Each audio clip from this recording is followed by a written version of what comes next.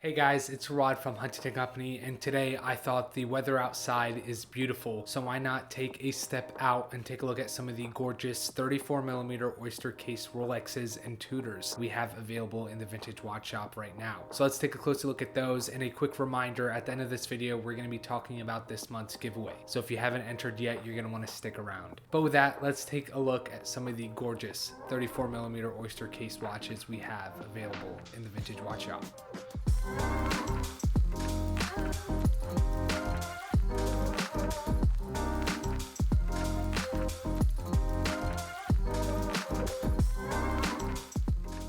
So today we're talking specifically on the 34mm Oyster case by Rolex. I know we did a video on the 34mm watches early on in the YouTube channel, and you can go watch that if you haven't yet. But specifically for today, I wanted to show three beautiful offerings from Rolex and Tudor that we have in the vintage watch shop, and why these watches pack so much value in their 34mm Oyster case for both Rolex and Tudor. And the specific one we're looking at today is back when these Tudor watches were actually cased by Rolex themselves. So I have three references in front of me, and it's a good variety to understand the difference in the 34mm Oyster cases. First, a 6694 Rolex Oyster date on a leather strap.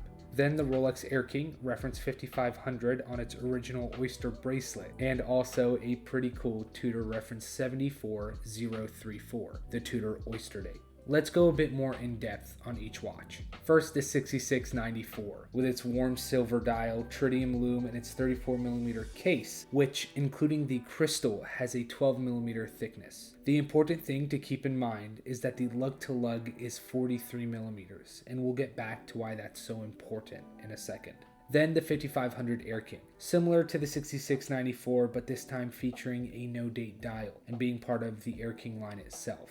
This example has the same case size features as the 6694, but this time the lug-to-lug is 40mm.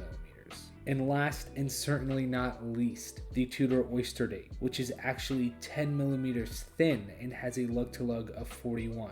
And this one actually also features an automatic movement, not like the previous two Rolexes. For vintage watch enthusiasts or someone getting into the hobby, it is important to understand what vintage watches really are and what watches were back in the era.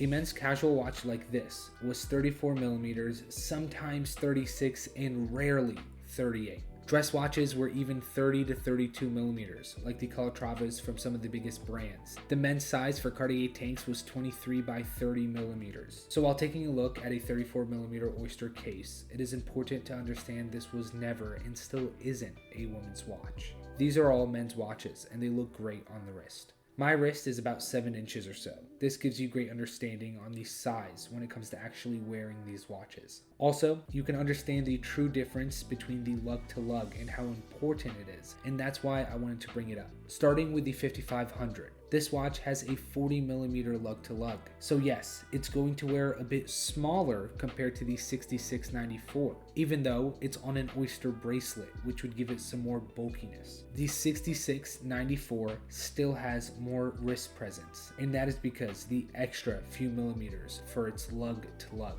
All I'm trying to say here is when you're looking at vintage watches, it is not only important to look at the case size and its thinness, but it's also important to understand that lug-to-lug size. And I know I keep saying that, but I truly want to emphasize it, because just comparing the two here is an honest difference. So as you can see on my wrist, the 5500 looks great, but that extra millimeter on the Tudor and the extra 3mm on the 6694 do make enough of a difference for how the watch is going to wear on my wrist. These watches are stunning, and we shouldn't keep pulling away from a 34mm case because it might just be too small. If you have a wrist size 8 inches or larger, I understand why you might stay away from a watch like this. But for any wrist size smaller, if you find the right lug-to-lug and case dimensions on a 34mm Oyster case, it might just save you thousands of dollars compared to a Rolex Datejust. I personally started my Rolex obsession with a 34mm Oyster date, and I loved every bit of it. And that's why I still go back to them, even with a 7-inch wrist. So if you're looking to step into the world of vintage Rolex and only think of the 36mm Datejust as the true start to this obsession, then I just want to remind you, the 34mm Oyster cases are here for you.